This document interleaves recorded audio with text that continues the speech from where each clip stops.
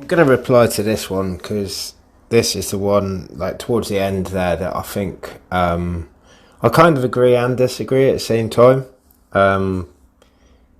It's one of those where, yeah, Impact have let contracts run out, but I think on a financial side of things, that's probably the best for Impact because they've had these guys come in, wrestle with us, and Scott's probably said to them as he does,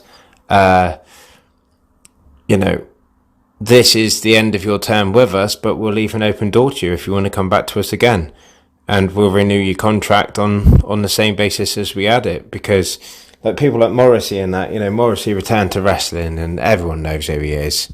As big Kaz or Kaz XL or whatever the hell he wanted to go by over at the E. He came to us with a much stronger name and a much stronger character, I found. One that I actually paid attention to, and he had a good run in that. But then when his contract came to its end or whatever, I'm guessing he was like, I want more money.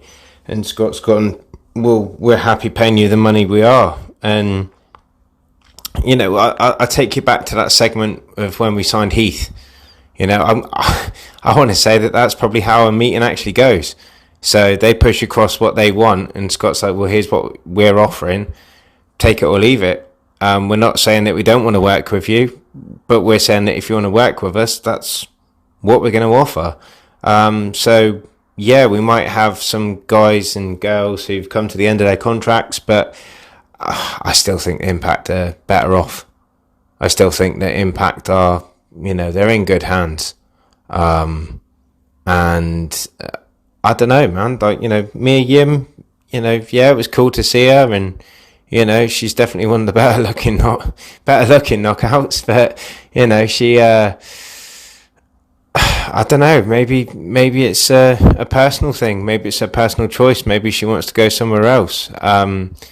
Why the hell some of these characters, wrestlers, persona, whatever you want to call them, why they want to go back to a place that just kind of cut their throat and was like, oh, yeah, we're not going to use you no more. Why they want to go back to that world of uncertainty is beyond me. But at the same time, we've got to remember that a wrestler's height of their career is only for a short term. Especially someone like, in Raven's speech, Raven even said, like, he was, he reckons he had his best TV time, his best TV run in NWA TNA. And a lot of us probably can't disagree with that, he had a terrible time at the E, and, he's back, and, he's with us in the sense of being a Hall of Famer, so we can remember what he did. Who knows that these guys that we're letting go of their contracts, we might have seen the best of them. We might have actually seen their best run. It might all be downhill for them from now. They might be made to do, like, look at the Good Brothers, for instance, I don't watch the E, so I'm not sure if they actually turned up with AJ Styles or if it was an old recycled picture or what. But the Good Brothers, they spent some of their time with us. I didn't really know who they were before their time with Impact. I was aware a little bit of Carl Anderson from his time with New Japan, but was it the OC or something? Like, if you can't even call yourselves the Bullet Club in one of the biggest promotions in the world, then what are you? You're lying to yourself. You're just winging it with some, like, milked down copywritten gimmick. What's he going to do? Go back with AJ Styles and recreate the OC?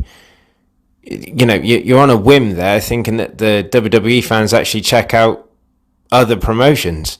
A lot of them are single-minded. It's the E or nothing, and yeah, I'm taking shots, but it's just one of those. I just really think that, like, the Good Brothers, they're chasing the money, and, like, they are both knocking on now, aren't they? They've kind of had their heyday with Impact. I don't think they offer us anymore.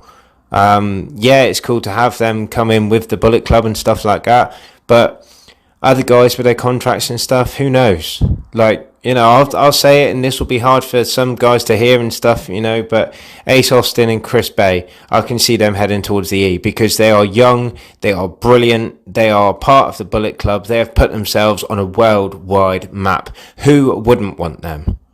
You know, I can see them going to the E. If they got signed by WWE, I wouldn't be shocked. If anything, I'd be happy for them. I wouldn't check them out after they've gone. I'd let them go. You know, the same as like the Rascals and stuff like that. I was just like, all right, off you go. You know, you're going to have different names. I'm not going to know who you are anymore and stuff like that. I never followed Trevor Lee. I never followed DJ Z. I never followed Robbie E. I don't know what any of those guys have done in the E. I don't know if they've held titles or if they've gone to tag teams and stuff like that. I'm being a complete hypocrite here, aren't I? Saying that, like, you know, WWE fans, they only watch WWE. Well, I don't watch it. I don't watch it, and it's publicly known, you know. I don't hate on it as such. It's just not my kind of thing. If I want to see a wrestler, if I want to see a wrestling match, then I would say to people, watch Josh Alexander. Watch him in, like, any promotion he's gone to. Like, you know, he fought with AAW, and he fought AEW's Ruby, was it Ruby Riott? No, I can't remember her name, because I don't really watch AEW. What's her name? Jake something's missus. But yeah, they had an intergender fight in AAW, and it brought the house down. You know, to see something like that dynamic in a match and stuff, in front of a small crowd, if you will, on an independent scene, you know, a match like that should be like pay-per-view, you know, without a doubt, pay-per-view. But it's one of those things where, like, a lot of people, they're going to miss out on wrestlers' prime, you know. You're just not going to see it anymore. And, like, you know, for instance, Keith Lee in the independent scene, you know, absolutely brilliant, absolutely phenomenal. Sorry to use that pun on wrong wrestler, but absolutely phenomenal, you know. But he's just like, what is he, a tag wrestler? He's being put in tag matches.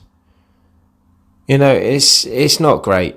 It's not great at all. But, well, I say it's not great from a fan's perspective. He's probably having the time of his life because he has to do half the work he used to. But at the same time, it's one of those things where I'm just like, oh, so Keith Lee's now a tag wrestler in AEW. I'm like, all right, cool. Well, I'll watch something else. You know, it's not someone that I want to follow now.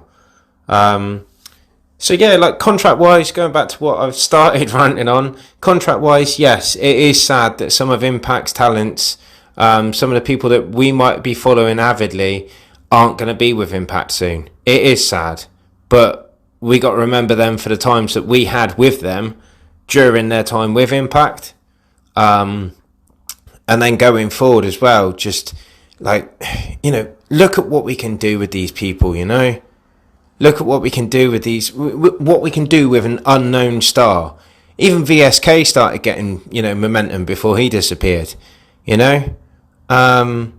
Look at Zicky Dice. You know, who would have thought that the swingman would have a right-hand man in Zicky Dice, you know? Don't get me wrong. Sorry, that was that's a phone call coming in. Don't get me wrong. Like, I would be more than happy to see someone like Swingman get a belt. You know, it would be cool. It would be fun. But at the same time, like, you know, I would love to see Senor Hernandez come back. But, you know, Hernandez and Impact, they've always been a bit, you know, on and off. I think if Hernandez comes back, he's got to bring Homicide. But who knows what the future holds, especially after we've seen Bully Ray, you know. We could get some proper former Impact stars coming back our way. But anyway, I'm going to stop rattling, and I'll leave you to it. It's just, obviously, I think that we've got to kind of take it on the chin if some of our guys leave, and just look forward to who we've got in the roster and who's going to be staying and what we can do with it with the future.